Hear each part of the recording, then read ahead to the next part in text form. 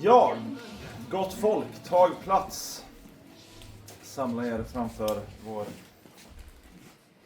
PowerPoint. Så här i juletid, så det är fint att samlas runt någonting lysande. Terminens sista Filosofiska Föreningen. Och innan vi startar fram vår gäst så tänkte jag bara påminna om att om ni inte redan gör det, följ oss gärna på Instagram, följ oss på Facebook, Filosofiska Föreningen vid Göteborgs universitet, så ni får våra uppdateringar. Sen så efter föreläsningen idag så blir det lite samkväm på Bishops Arms, bestämmer jag enhälligt nu. Okej. För jag är sugen på fish and chips efteråt.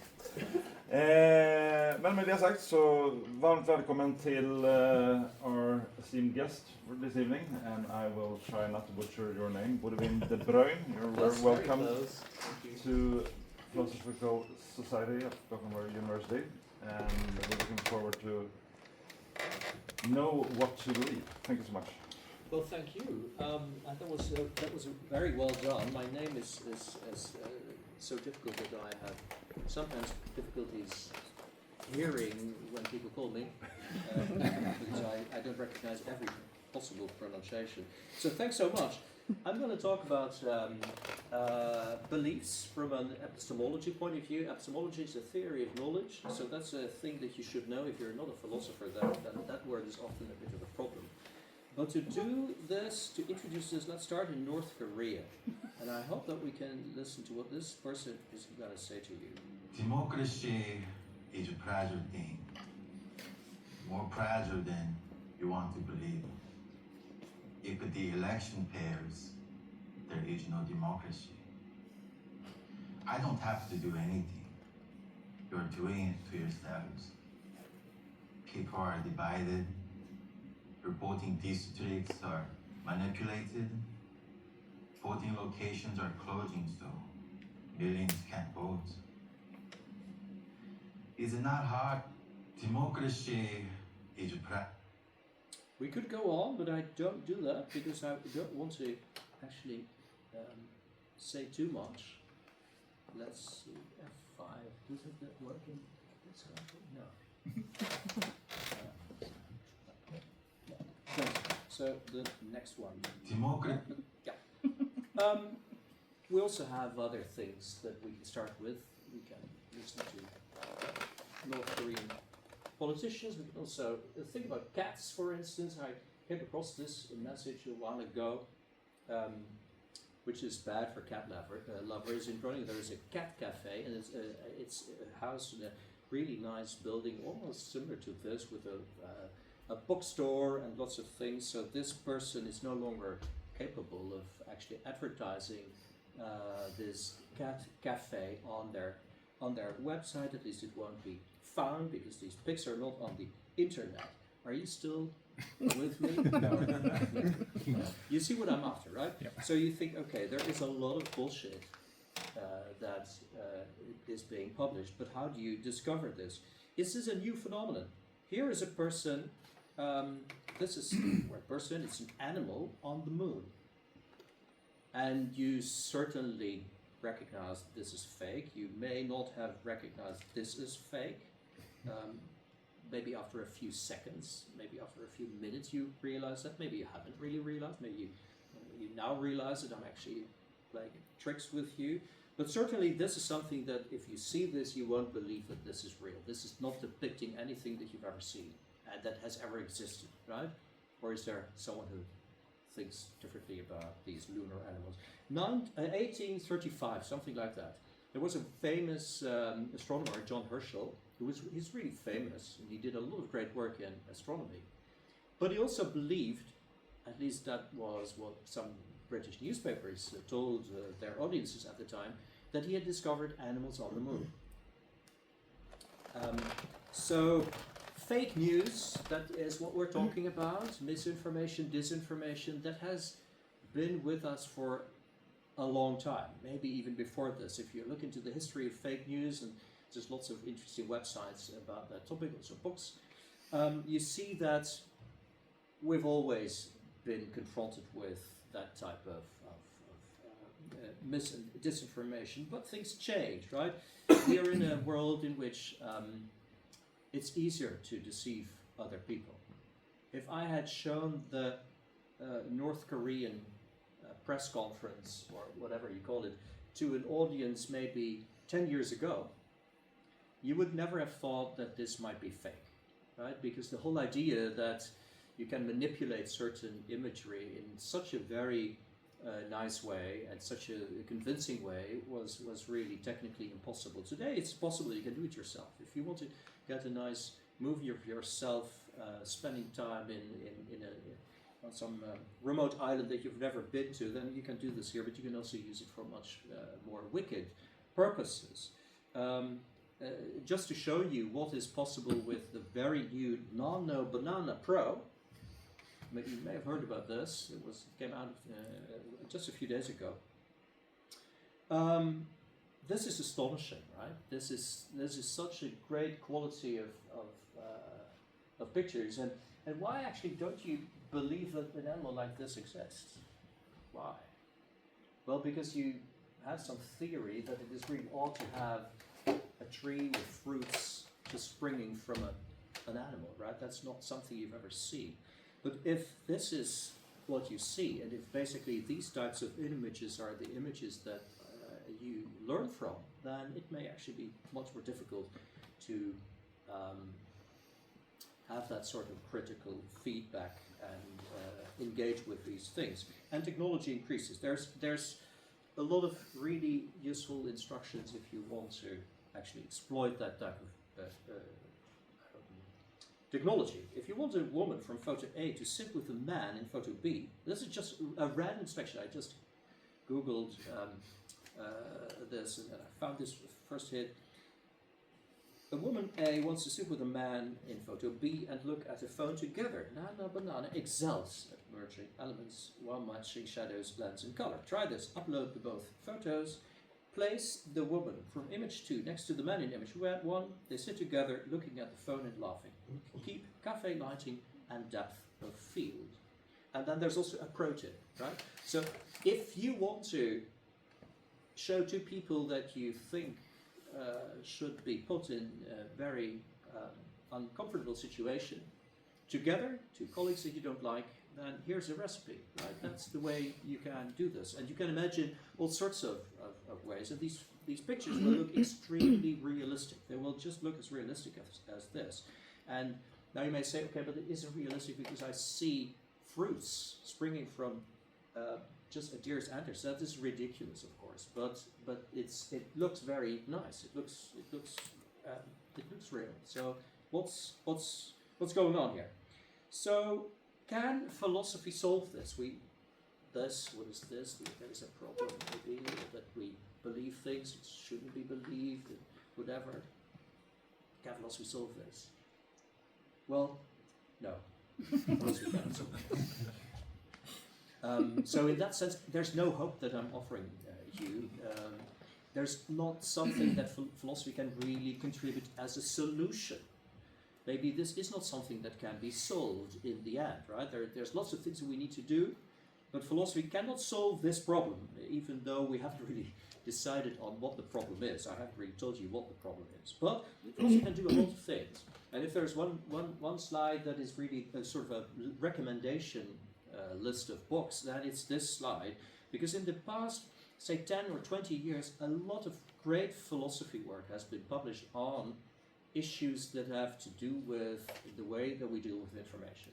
And the philosophers among you may think back to their epistemology classes and recall things like the get-your problem or whatever type of things that you've been confronted with.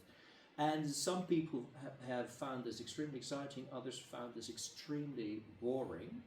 But the thing is that the epistemology that has a certain dryness indeed comes to life in these books. It's really applying philosophy to real-world questions like conspiracy theories. Kassim Kassam is a wonderful British philosopher who has written an enormous amount on these sorts of topics in a way that is very readable also for non-philosophers. You don't need to be a philosopher to read these 4 books. Maybe the the book on the right is the book that is most difficult, most technical to read, but the other books are really books that you can read without a deep understanding of what is going on in contemporary philosophy. And I'm using fake news, how to believe things that we're seeing, we're hearing, as some sort of a bag on which I hang it's basically a marketing campaign for this type of philosophy that I'm involved with myself and my colleagues as well.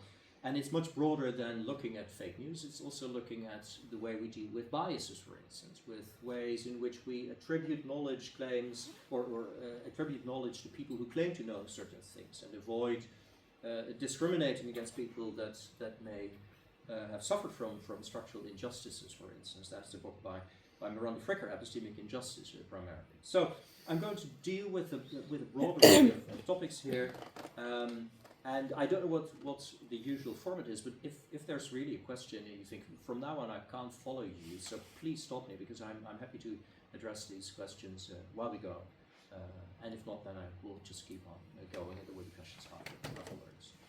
So let's go back to the basics. This is really epistemology as you may have experienced it as a philosophy student. So in Plato's Meno, which is a wonderful dialogue, it's a really, really great dialogue to read. There is a moment that Socrates and Meno start discussing knowledge.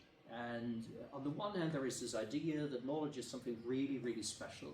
And on the other hand, there is an idea that, well, a true belief is sufficient as well. So we need some distinctions here. Knowledge is a really rich concept, so make that into something rich for yourself. And there is belief, which is just, I believe that, well, that it's raining, or I believe that this was produced in China, right?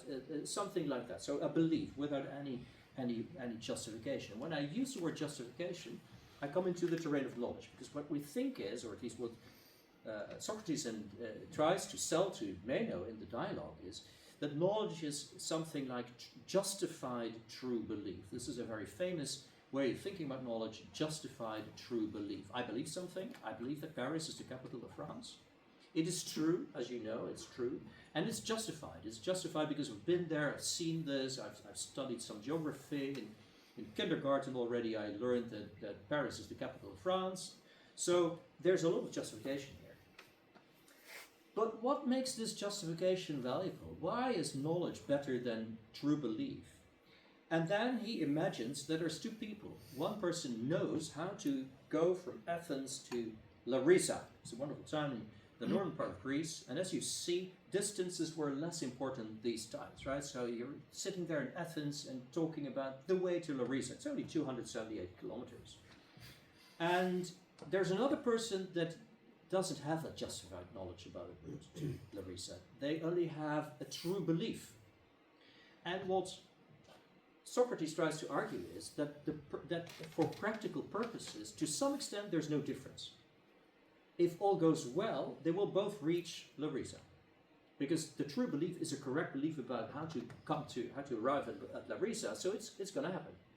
But then imagine that suddenly something unexpected happens. There's construction works going on, right? Well, it's an anachronism, but there's construction works going on, and you have to take a detour. Then Socrates says the person with the true belief will get lost, because the person with true belief doesn't have a background in which that enables them to actually adjust their beliefs and actually understand what detour to take.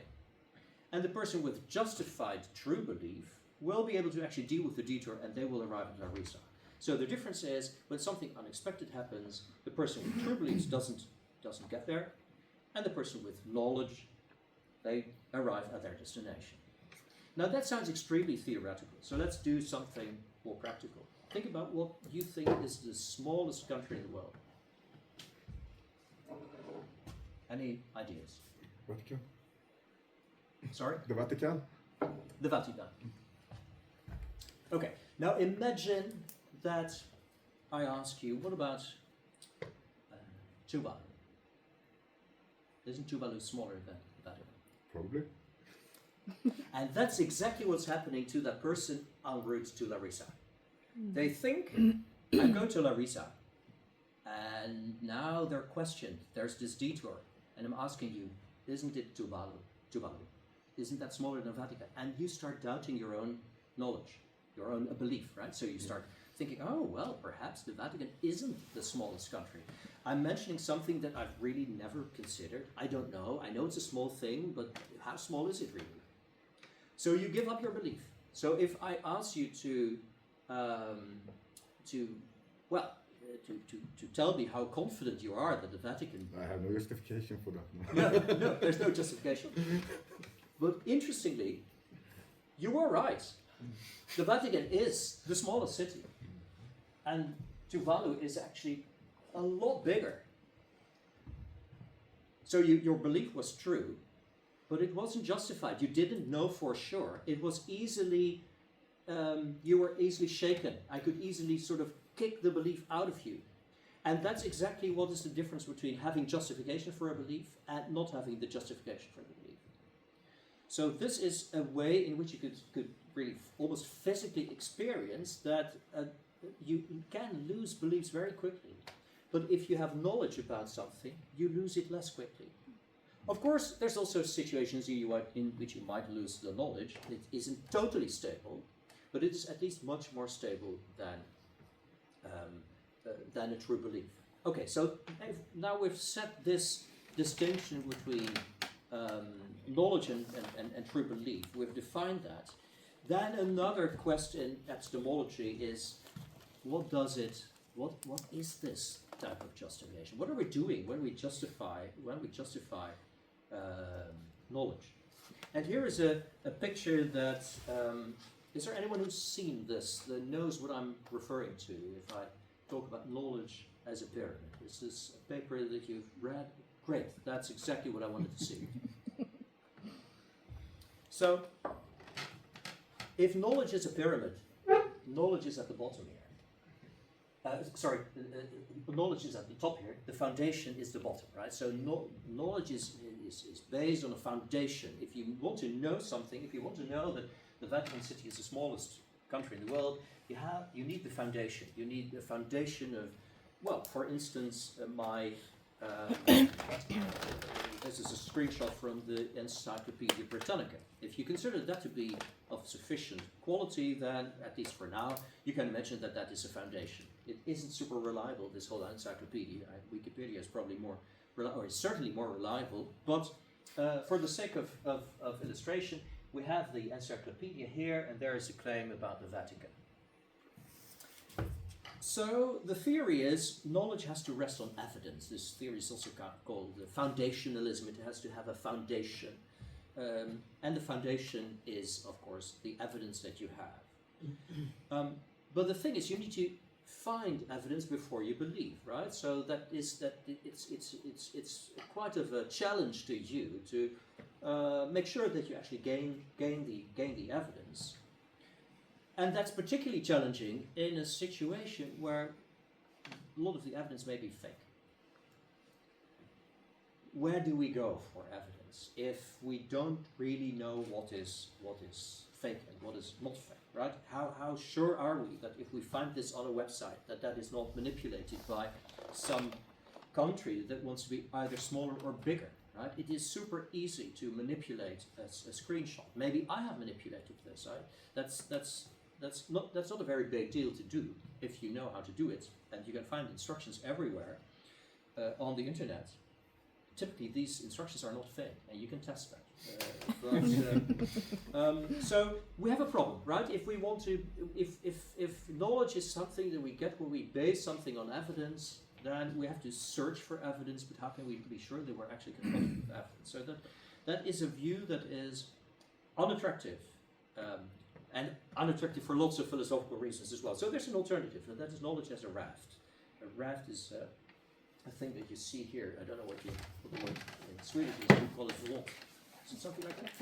Vlot. Excellent. So a raft is something that is tied together, right? So there's wood here, or whatever you can use. You can use empty jerry cans, and you tie that together, and then you have a raft.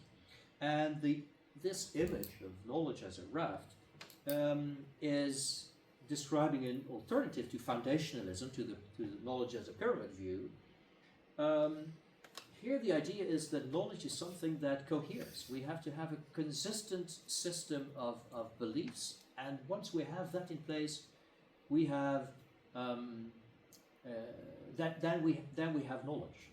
That's a very simplistic way of phrasing this, just as the view of foundationalism is much more complex than I'm just explaining it in these few minutes. But the idea here is we focus on consistency, on coherence. Things have to be tied together, and it's a whole, and it's a consistent whole.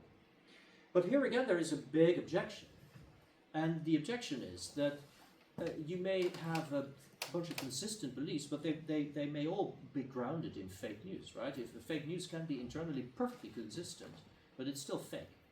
So coherence and consistency may not be the right sort of theory. And now, and that's why I needed this sort of more or less first year epistemology introduction. We have an alternative, and that is an alternative that is much more recent, of much more recent date than foundationalism and coherentism, as the two views are called, the pyramid and the raft view. And that is the idea that knowledge is virtue. Well, not quite. It's knowledge results from virtuous action. And why is this such a great view? Because we have an enormous tradition of virtue theory that goes back to, well, that is Aristotle, painted by Rembrandt, and we see Homer there. And that's really interesting because already if you read the Odyssey, for instance, there is a lot of virtue talk. Virtue talk is what we do all the time, right? If we gossip about each other, we talk about a person not being sufficiently patient or whatever, loyal, you name it. And of course you will typically use different words, but ultimately you're describing a person's character traits. And virtues are character traits, and vices are also character traits, the opposites or the contraries of virtue. So virtue is a thing that we've talked about as philosophers, but also in literature and in many other fields for a very, very long time. And I'm only here giving you the sort of Western view, but there's also Confucian, Chinese philosophy that has spent as much, just maybe even more, time and energy on conceptualizing virtues. So what is the idea? As I said, the idea is knowledge arises from the exercise of virtue. So what is a virtue? Just go back to the virtue theory. We need to see virtue as a stable disposition. A virtue is stable in the sense that it is reliable. We have it. We do it all the time. If I'm patient, and if I have the character trait of patience, I'm doing this all the time, or at least in most of the cases. There may be some occasions in which I'm no longer patient, but in most cases I'm patient. If one day I'm patient, the other day I'm not patient, I will not be called patient. I will not have the virtue of patience. Same for courage. If I have courage today but not tomorrow, then I don't have the virtue of courage. So it has to be stable. It has to be a disposition, a habit, as Aristotle calls it, a habit in the sense that it makes us act in certain ways. And it lies in between two extremes that we don't want to have. Cowardice on the one hand, recklessness on the other hand. We can be too courageous in a certain sense, right? And we mess up things. If we jump into a burning house to rescue a person without any precautions, then you probably be killed yourself. You don't rescue anyone, and this overly courageous behavior is simply leading nowhere. So it has to be in the right middle. It's good to have, and important, so I'm skipping that, it's clear it's good to have, but what I want to emphasize here, virtue is something that can be acquired, it can be learned, it can be practiced. If it were something innate that we just have by virtue of being human, it is part of our DNA, or not, then it is not something that is very interesting to the ethicist or to the philosopher who wants to actually try to give normative guidance to people, because you have it or you don't have it. But I can now tell you, if you want to be courageous, here is a way to do this. That's the idea that the virtue theory gives you. So virtues are the stable dispositions, but typically we've seen these virtues, probably what you recall from virtue theory, is virtue in the ethical domain. It is virtue, it's courage, it is maybe patience, but it is always to do with actual behavior in some arena where ethical norms guide our behavior. But a recent literature, Miranda Fricker, who I had on one of the first slides, is part of that movement, have developed an epistemic, a knowledge view of virtues. So epistemic virtues are virtues that people have if they are, well, decent knowing subjects. They know how to deal with information. And here are some of the virtues, and you may recognize some of the traditional ethical virtues, but now applied to knowledge. But there is also a really clear epistemic virtue that you won't see any analog of in the ethical domain is love of knowledge, curiosity. I'm going to illustrate some of these virtues, but it is not super difficult to see the pattern once you have started looking into this. So let's start with this first example. And this is an example, it's 20-year-old, at least the newspaper article in which it is built is 20-year-old, but it is such a wonderful example, so I'm using this a lot to illustrate the notion of curiosity. So there is this 10-year-old Tilly, and she studied tsunamis with her geography teacher. So imagine this, really make this vivid, right? You're 10-year-old, and then someone your teacher talks about tsunamis for some time, and then you go to Thailand, and suddenly she watches the waves suddenly begin to recede, to retract.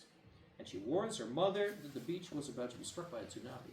The mother takes this seriously, which is interesting in its own right, and warns the tourists, who also take this seriously, and they save 100 people. Well, that is a lot in one story, right? It's a very curious person who has listened to the teacher. She has recalled this, so she has memorized it. She has spent some time digesting that, and then applies it. There is a mother who respects the 10-year-old daughter as a source of information on something extremely technical. She takes it seriously. They inform the other people on the beach, so there's some generosity going on here. It's generous to share the knowledge in the situation where you're actually under threat. So a lot of epistemic virtues are happening in this case, but the most important one is this curious girl that actually was really interested in what was happening in the classroom and was in a position to apply this. And she never, of course, anticipated this because it's very rare, but then suddenly she could apply it. Or justice, open-mindedness. Here is a typical courtroom scene. Not so much in our part of the world, but a typical US courtroom scene. A jury, a lawyer, a defense lawyer, and the person whose back we only see, who is clearly the defendant. It's a black person. It's a jury that is as wide as possible. So this is from the movie To Kill a Mockingbird. And in that movie, the story is that the black defendant is accused of having raped a white girl, and this lawyer does all he can to make sure that the jury comes to see things the right way, because actually he was innocent, nothing happened. But because of all sorts of prejudices,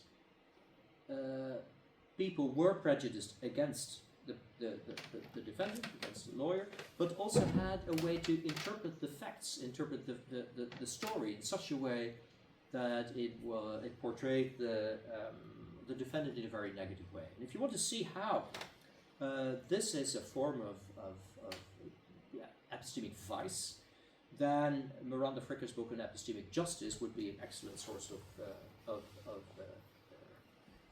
information. She builds her whole theory of, or at least she starts her theory studying this particular element, not from the movie, but from the underlying novel by Harper Lee. So, justice, listening to people, irrespective of their skin color, their gender, their age, and so on and so forth, is another virtue. Temperance. Temperance means don't do too much, right? Don't eat too much. That's the typical example of temperance. But you can also do too much or too little in terms of information gathering. This is, of course, you don't understand what I'm doing here, but that's exactly what I want. So there's a wonderful story, a study in economics that studies private investors, people who actually invest on the stock market as private individuals, around a situation where some people move from giving their banks orders through the phone to a system where they could do this online through their computers. So we speak about something around 1999, 2001, something like that. And the great thing about this computer thing was that apart from being able to give your orders to the bank more easily without calling a person, you would also get an enormous amount of extra information, annual reports of the companies that you wanted to invest in, for instance. So what researchers in economics wanted to study is how do these people actually become better investors now that they have more information and a computer at their disposal? Well, asking the question is answering them, right? So it makes no sense to ask you the question, what do you think? No, they didn't. So the people who stuck with the phone, they did better. They actually beat the market, as they said. So there's an index, and actually they did better than the index. Whereas these people who moved to the computer, they actually lost 2% compared to the index. And what's the explanation? The explanation is that they read a lot of this extra information. They read these annual reports and analyst recommendations. And if you spend reading 100 pages of an annual report of, say, Royal Dutch Shell, then of course you consider yourself to be an expert. Right? You have spent a few hours reading that annual report, and now you really think you actually know something. You have digested the information, you spent the time, so you get the impression that you have actually digested things that are meaningful, that help you to make better decisions. You have developed knowledge. But just as reading a phone book, well, for those of you who are from later, a phone book is just a list of phone numbers. Reading a phone book, which was something a Dutch novelist once did, just for the fun of it, but it's nice. If you read a phone book, you don't learn anything except phone numbers and names, right? So if you read, and that's something you realize immediately. So you would never decide to invest in certain companies after having read a phone book. So in this particular case, people thought they were reading valuable information, but in the end, these annual reports are worth nothing and are, well, actually more like a phone book. And that means that these investors should have been much more temperate. They should have said, okay, I have digested this enormous amount of information, but I'm as ignorant as I was before. Right? I can read a lot and still be ignorant. And I think that this is a very common feeling that everyone has. If you have read a book, you've learned something.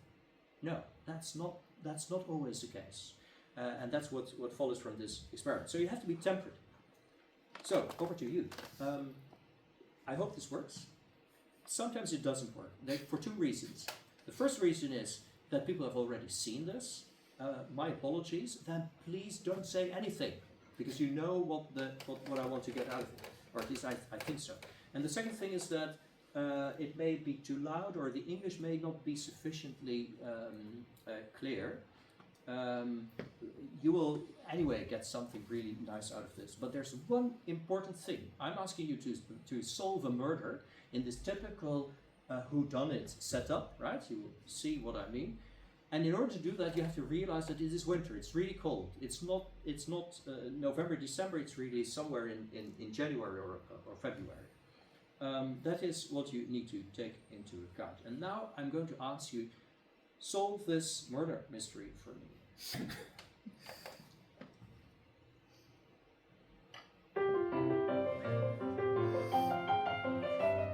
Clearly, somebody in this room murdered Lord Smythe, who, at precisely 3:34 this afternoon, was brutally bludgeoned to death with a blunt instrument. I want each of you to tell me your whereabouts at precisely the time that this dastardly deed took place. I was polishing the brass in the master bedroom. I was buttering his lordship's scones below stairs, sir. I was planting my petunias in the potting shed. Constable, arrest. All of them. Who is the murderer. Okay, well let's see. We continue. Lady Smythe. Was there anyone who thought about this particular woman? Yeah? Why? Petunia in the winter. Petunia in the winter. Let's listen to the explanation. How did you know? Madam, as any horticulturist will tell you, one does not plant petunias until May is out. Take her away. Right. Let's continue. It's just a matter of observation.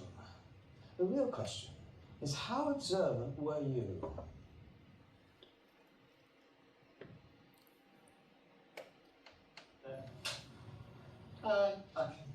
Clearly, somebody in this room murdered Lord Smythe, who, at precisely 3:34 this afternoon, was brutally bludgeoned to death with a blunt instrument.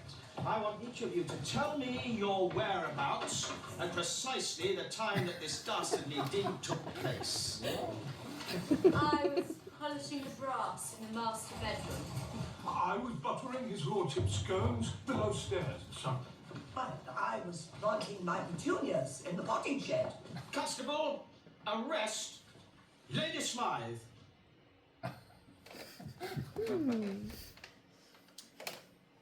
Right. Okay. So what was going on here? So first of all, of course we could now ask people to raise hands if you solved this, if you suspected this, but that's always a bit embarrassing to some people. So how much epistemic virtue did you have when you were actually answering this very simple question? A funny thing is that I must say I expected it to be something like this because it's quite similar to the old gorilla walking through the screen with a basketball. So I was thinking about that as you started it, but when you started it, it just floated away and I didn't see one thing. That is such an interesting remark because it shows exactly what I want to say. I will come back to this just in a minute. Yeah. I was thinking it was like a riddle that maybe there was a greenhouse that she planted petunias in, and that just because she planted petunias in the winter doesn't mean she didn't do it, because there could be a greenhouse. Right. So yeah. I thought it would be something like that. Yeah. If you have a greenhouse, you can do it all year, right? In a sense. Yeah. Yeah, the way I use this, I've been using this a lot, and I think the most important lesson is that it is very easy to frame and to manipulate an audience in such a way that even despite the fact that they seem to be anticipating something, forget this and are completely hooked in the movie and want to see what is happening, want to answer the question that I asked them, and don't pay attention to anything else. And that is something that it happens to everyone, right? This is not something that we have to blame ourselves for, but it is an important insight that it isn't very difficult to make sure that hardly anyone actually sees what you could have seen. If I had said something like, well, we're going to see a film fragment. You all know this gorilla thing. Things change sometimes, so really try to spot the 21 differences, changes in the film.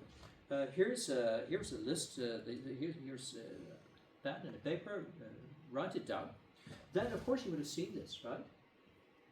And then you'd done this, and then I would have asked, who is actually the person? What was the reason why she was taken away? And then no one, or hardly anyone, would have said, yeah, because of this petunia thing. Right?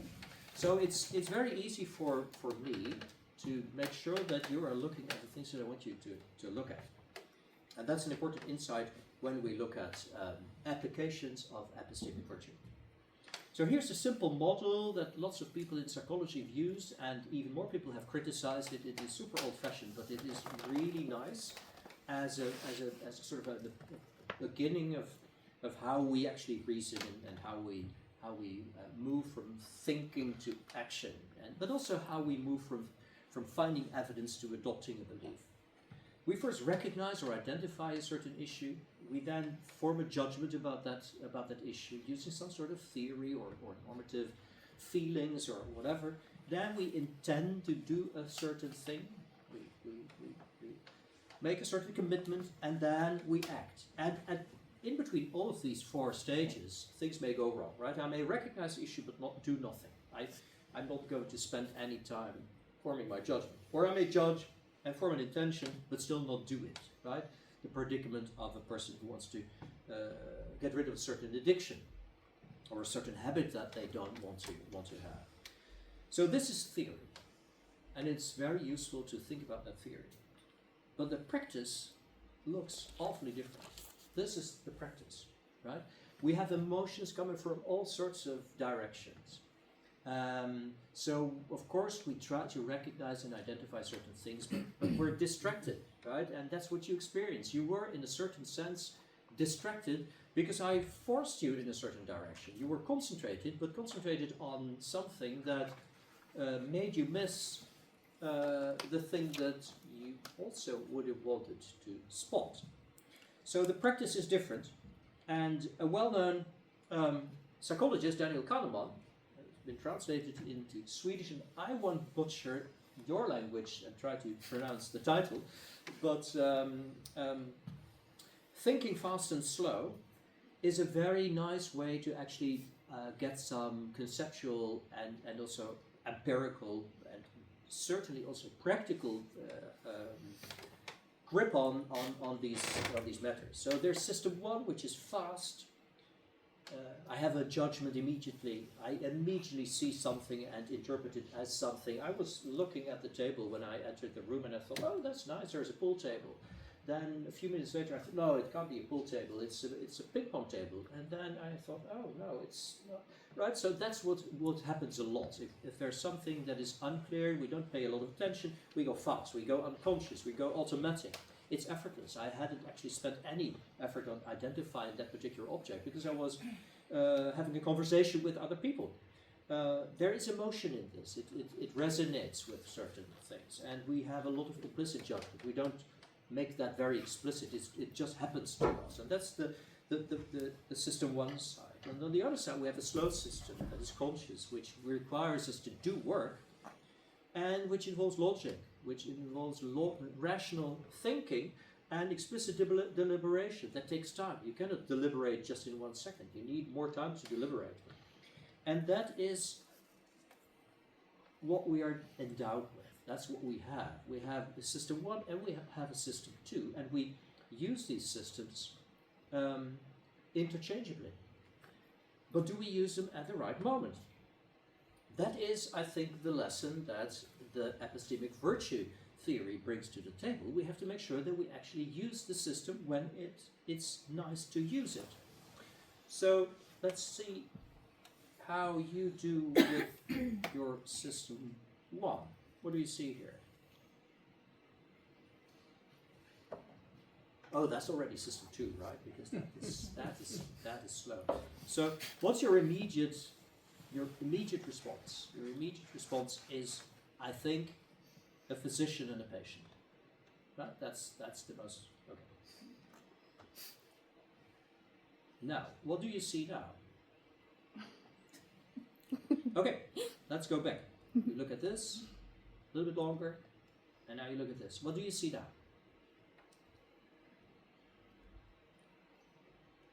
A physician and a patient? Well, maybe. But maybe you also see, that's again this picture with a man being the physician and a woman being the patient, right? So if you have a certain emotional reaction to this sort of stereotypical imagery, then this is the thing that, in a certain sense, evokes that irritation, right? So you see something different once you've seen this. And maybe actually it didn't do that with you, it's only after I have talked about this. And that is exactly what System 2 is doing. System 2 asks you to pause and to think, okay, what am I seeing here? What am I seeing here? I'm seeing a picture of a physician and a female patient, but there's a lot more that I'm seeing, and there's a lot more that I can use in my judgment about what I'm seeing here. And maybe the thing is that indeed this is the picture that I'm not seeing. I'm not seeing this. And if you want to see why this is super relevant, just Google physician-patient and then click images, and depending on the country that you're in, you will see lots of different things. And it also changes across time. I've done that several times, and for Sweden I wasn't so successful to get the most stereotypical set of pictures, which maybe shows that the country is more advanced than other countries. But anyway, the point is, by thinking about this, by activating your system 2, your slow system, your deliberative system, you can make yourself seeing totally different sorts of things. The evidence that you see is very different here. You see something that is stereotypical. You still see a physician, you still see a patient, the image is exactly the same, but you have a different story behind this. So let's see if this works. Let's do some exercise. What do you see here?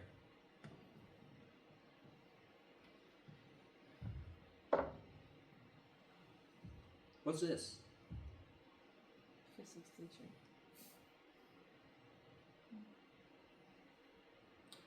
There's a mathematician here, and of course, what I try to get across here is that you say, okay, but oh yeah, it's mathematicians, always males, right?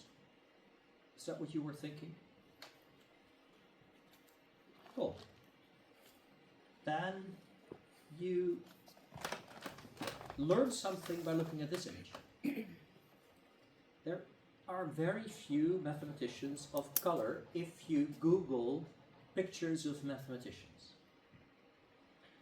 So again, by deliberating about this, you will start to see something else, right? Of course, I'm playing a trick on you because I wanted to move from the man to the woman, but now I want to move from a white skin color to a dark skin color. And that is another lesson that you can also draw yourself. You can also think, okay, I'm going to see this guy, he's standing in front of a blackboard, there's a lot of stuff on it, it's probably fake, right? Yeah, who is making such a mess on the blackboard anyway, right? So this is just, probably this person isn't a mathematician, he's a model, he's posing as a mathematician, he looks, the tie is he has a tie, but it doesn't really look like a real tie. He tries to, he pretends to be a person who is a bit sloppy in clothing style. So you see what I'm doing here? I'm trying to make you critically evaluate this picture, right? This is nonsense. This is not a mathematician. Or at least we don't know. We can simply, through some introspection, through some thinking together, some deliberation, some activation of the system too, we can really think about this picture in a very, very different way than you would have thought about the picture had I just shown this to you and to say, okay, we're going to do some mathematics. Good. Okay, so look at this picture. What do you see? A mathematician. Is there anything you may expect on the next picture? Hannah Fry. Sorry? Hannah Fry. Hannah Fry. Well, it's,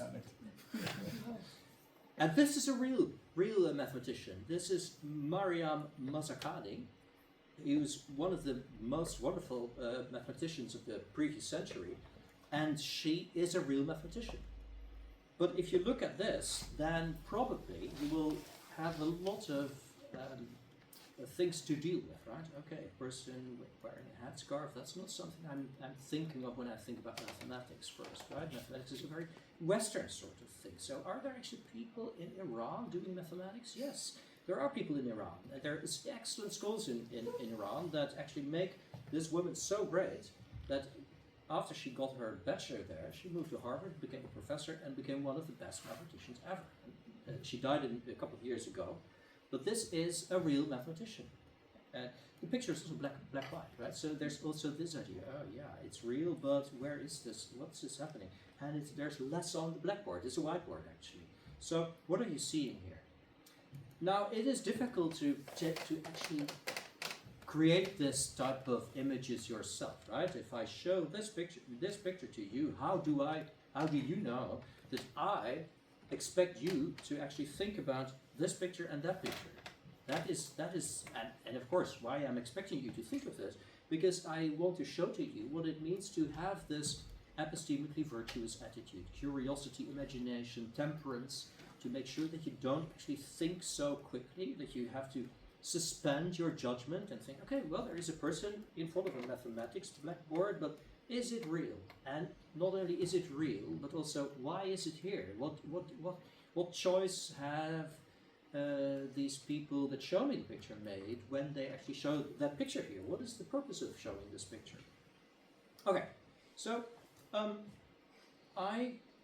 going to come to a conclusion. What can philosophy do? I said there's no solution that you should expect from philosophy, but there is certainly a lot of conceptual clarity that philosophy is offering to you. We have a theory about evidence as a pyramid, we have a theory about knowledge as a raft, and we have a theory of knowledge as a result of virtuous action. I've shown to you some of these epistemic virtues that actually lead people to adopt knowledge in virtuous ways. And I've connected that with some empirical work from psychology and from economics on investment behavior, and we've talked about phone books. We've seen that reading doesn't always lead to more knowledge, and then we can also look at pictures by, well, imagining things that are not on the picture, the choice that the person who shows you the picture has made. But philosophy is also progressing in a direction where we work with empirical researchers more. So we really engage with psychologists and we do research. And I want to show you something before I really conclude, and that's this heat map, as some people call it. So what you see here is, can you read this in the back of the... So there are lots of words here. Things like conspiracy, fake news, epistemic vice, dogmatism, education, age, female, which means gender, and there is colors and numbers. And the higher the number, the bigger, the larger the correlation is between these two things. So what we see here is that people who score very high on epistemic vice, they also score very high on adopting COVID misinformation. So we tested this by fielding a survey with COVID-19 myths that were at the time registered by the World Health Organization. For instance, the idea that if you drink, 4 liters of water per day, that then you're immune, and all sorts of and even more ridiculous types of myths. And then what we did is we developed an epistemic vice scale that measured a person's attitude towards knowledge gathering. So the higher you score on that scale, the more epistemically vicious, so the opposite of virtuous, the more epistemically vicious you are. And the higher you score on that survey, the higher you also score on COVID-19 myths. And now that may not be super surprising. Right? Why would that be surprising? If you don't care about knowledge, then you're likely to actually see a lot of truth in conspiracy theories, in fake news, in COVID-19 information. So the high numbers here may not be super surprising, but as I said, you always have to look for other things. So one of the things that is really interesting is that education is very weakly correlated with things like the adoption of COVID-19 misinformation. So if you have an idea that people who are more highly educated are less likely to believe fake news, well, then this is actually casting doubt on that a little bit, right? It's not about your education level. It's really about your attitude towards knowledge gathering, your epistemic virtue or vice, that determines whether you are going to believe certain things, yes or no. Same for political affiliation. We may think that people in a certain quarter of the political spectrum are more easily more easily believe certain conspiracy theories.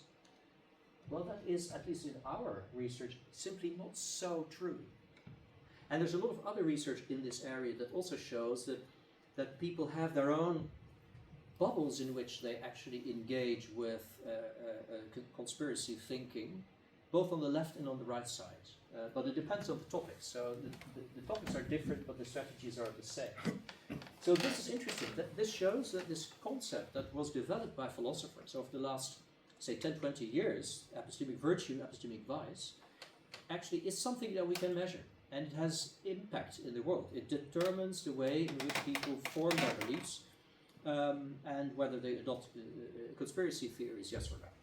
Good. So what can philosophy do? That was the theory. The practice is, and of course I would have to refer you to all the books that I showed and lots of other things, we have to be more active. We have to have this active epistemically virtuous attitude when it comes to information processing. And we can cultivate these epistemic virtues, and what that means will depend on our environment, right? If we know that pictures that look really real can be manipulated, can be the result of manipulation, then we have to adjust. We have to be more skeptical, more skeptical, that's exactly the word, vis-a-vis that type of imagery. We also have to know ourselves. We have to know whether we are more or less prone to certain epistemic traps, right? If you know that you're very distrustful, then probably that's better news today than if you know of yourself that you actually trust a lot, right? So it's a certain healthy dose of distrust is something that from the epistemic virtue point of view is very warranted in the face of images that can be constructed by anyone. You allow your imperfections, but what is more important is we need communities. We need communities in which we actually engage with each other in these epistemic tasks, which means that we need to have people that we trust and we know are trustworthy, right? We need to have people that count as experts, and that is something that academia, science, but also lots of other communities will increasingly have to do. And the thing is that what epistemic virtue theory underscores is, it's a very empowering view.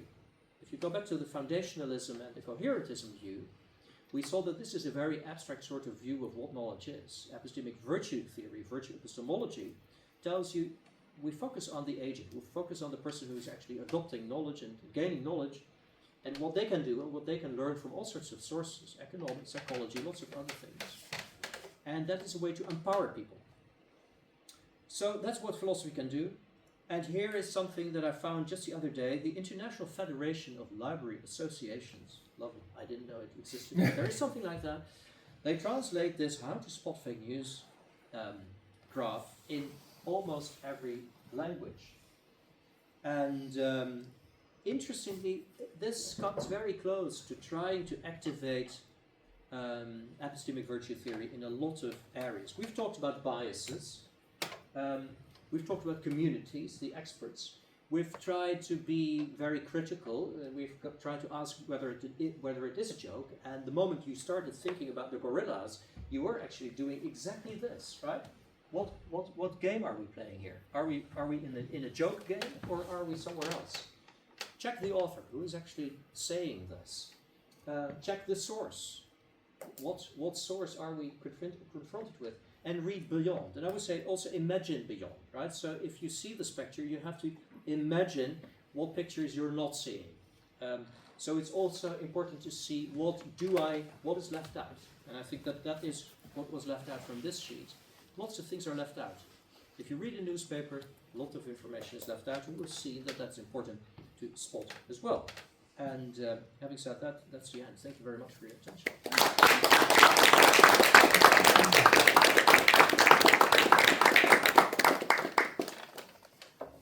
Har vi några frågor? Yeah. Yes. How do you decide what is an epistemic virtue or not? A very technical answer would be, does it help the person who possesses it to maximize the chances to get to knowledge. Now that's a super abstract way of thinking about it, but if you ask a philosopher, and I am a philosopher, then in order to answer that question we need a theory about what virtues are, and there people actually disagree. So if you want my view is a virtue is a character trait that makes you more successful in reaching certain goals. So if you are too courageous, you won't rescue the person in the building. That was my example.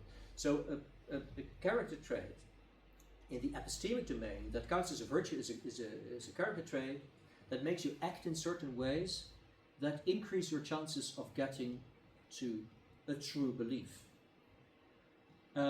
And the examples that I've given here are hopefully they do this, right? If I'm curious, I'm more likely to get to a stage where I know certain things, where I get to the truth. If I'm too curious, that's bad. If I'm so curious that I really want to read everything, then I will not be able to make any sense of the world, right? I have to stop somewhere. So in that sense, that would be my answer. You have to think about it as a trait that increases your chances of success. Does that answer the question? Yes, I think. Yeah. Yeah, a question about your graph before. You said that there was a correlation, strong correlation between epistemic vice and believing conspiracy theories. Did you find any distinction between different epistemic vices? Because there's a set, I guess. Great question. Thank you. So what we did was we followed the psychologist here.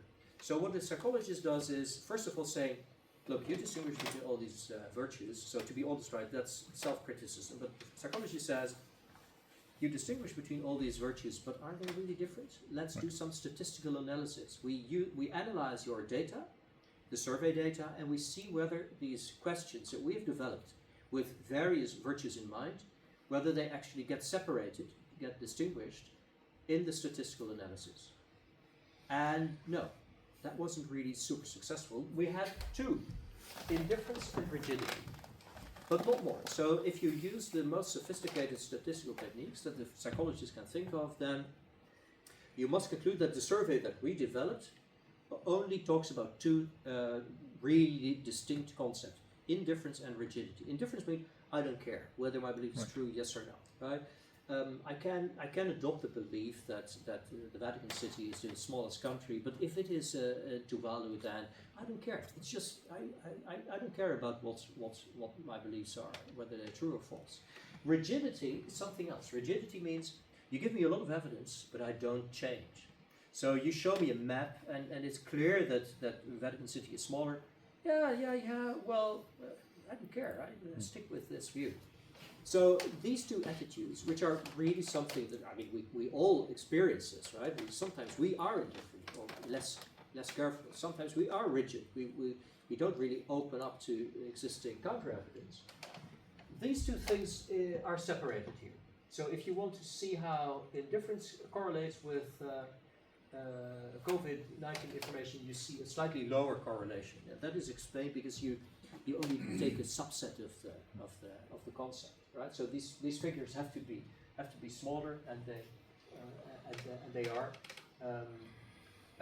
But that's what we did. Yeah. So no epistemic justice, no curiosity, no. Unfortunately, right? You spotted something that was a bit disappointing. Yeah.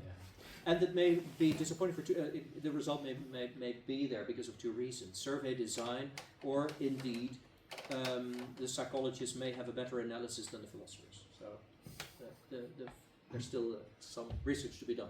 I see two hands. Yeah. Who was first? I don't actually know. I don't think I was. Well, then I'll start with you because you haven't said anything so far. So you had a hand, right? It's just. It's a stupid question, but have you ever been to an anti-vax meeting or like, have you ever hung out with conspiracy theories? I've talked to people who have these views, but I've never been at an event, no. Okay, because I think they're not indifferent at all.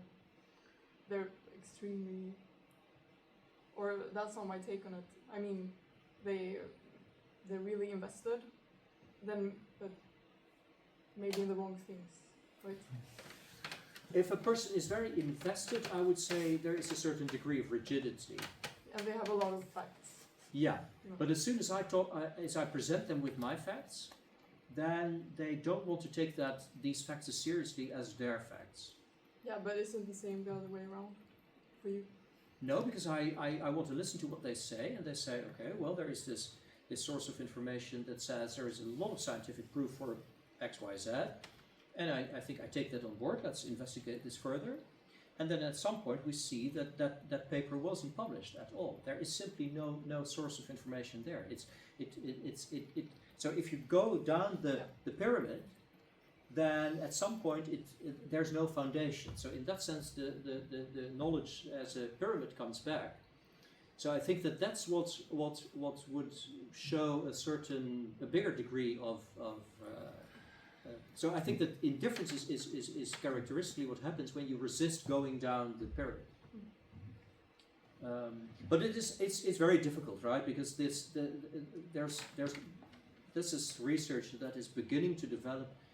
Do we really understand what is going on in the minds of people who have these views? I think there is also a lot of different attitudes. Some people really don't believe what they claim to believe. That's also what we know. Yeah. Yeah, connected with this.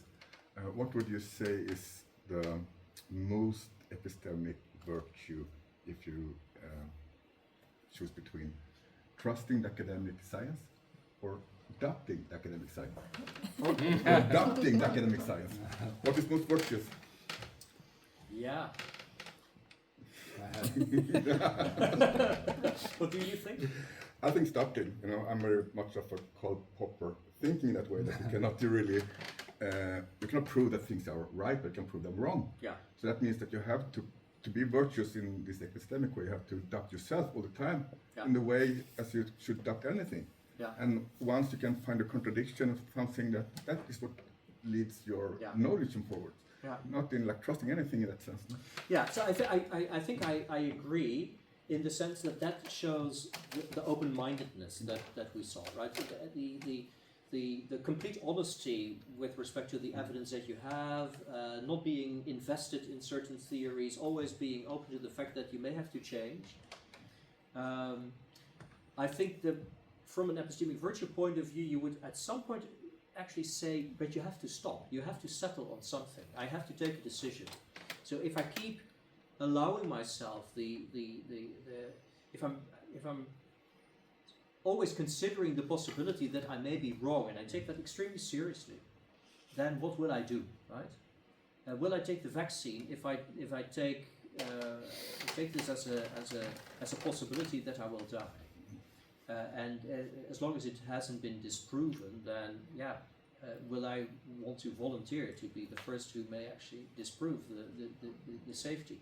So there is a point at which the epistemic virtuous person will say, now we have to stop. We have to settle for the moment. But once we are confronted with new evidence, at least in my view, we're indeed in this Popperian situation. We have to immediately move on to a different hypothesis and test that one. Yeah, and all the time I think that I was proved wrong today on one thing I thought all my life, learned from academia. Like for example, who was first to showing the heliocentric what to call it, cosmology. Yeah. It was Copernicus, everybody says, right? Yeah, but it was not. It was, does anybody know? One of them ancient Greece? Yeah, Aristarchus. Yeah. Almost 300 years before Christ. Yeah. Showed it, And I learned it today. It was like, what the fuck? Yeah, and I think that is epistemic virtue. It's not bad to at some point think, okay, well, Copernicus is the name that I associate with this, right? I learned this. I learned it in school. Most of the things that I learned in school are true. It's worth believing them.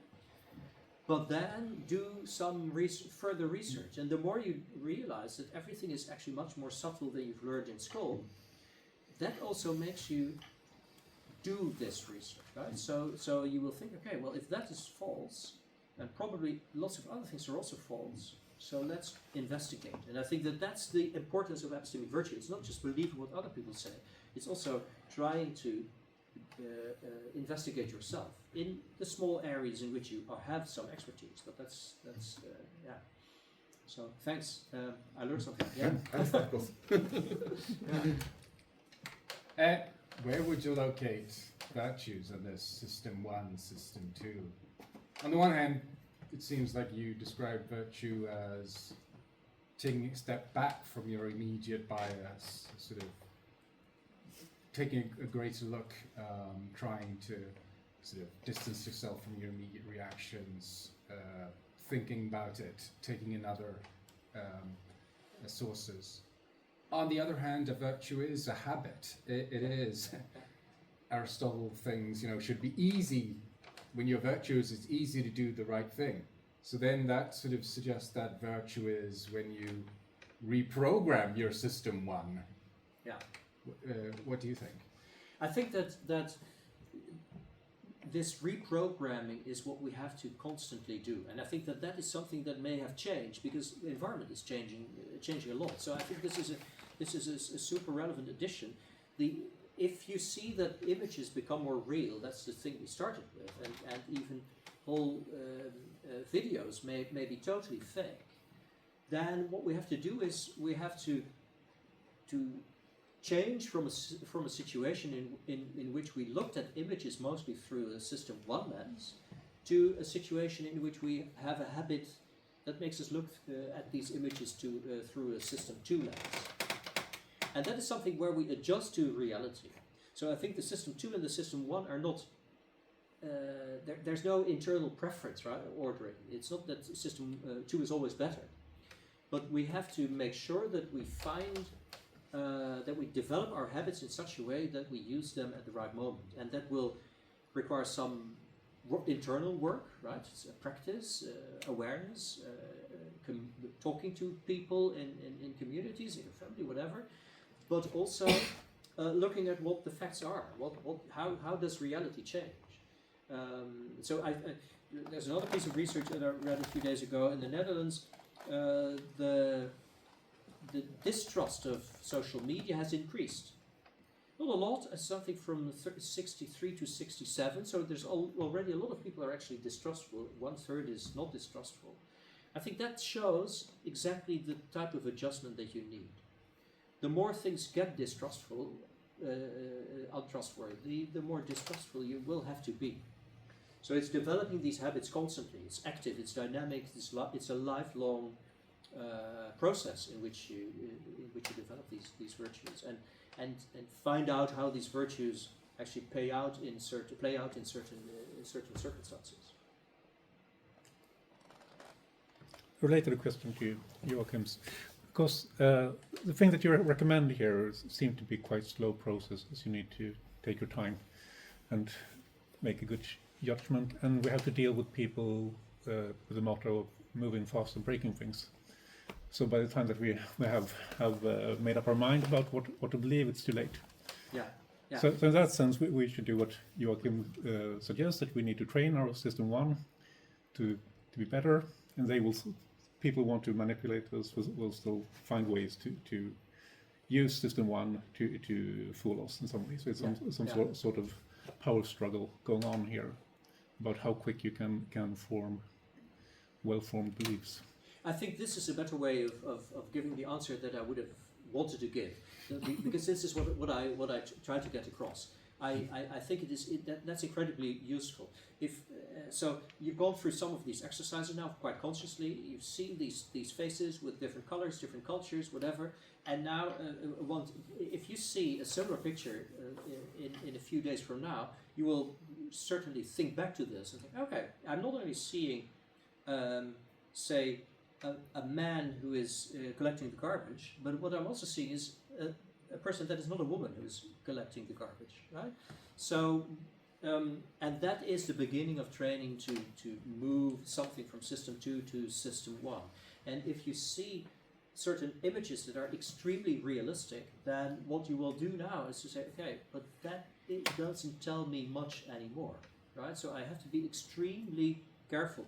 And it has extremely practical relevance, right? We know that elderly people are actually often the victim of scams, of people pretending to be police officers, but they will rob them. that is a sort of distrust that moves from system 2 to system 1, because indeed the door is open, you see this person there, close it again, close it immediately, right? You don't have time to deliberate. So do this before. So that's exactly what I think is important, to move system 2 sorts of things into system 1. But never forget that there will be lots of situations where you have to do the system 2 thinking, because otherwise you will still use the sort of old-fashioned, no longer very useful system 1 fast thinking.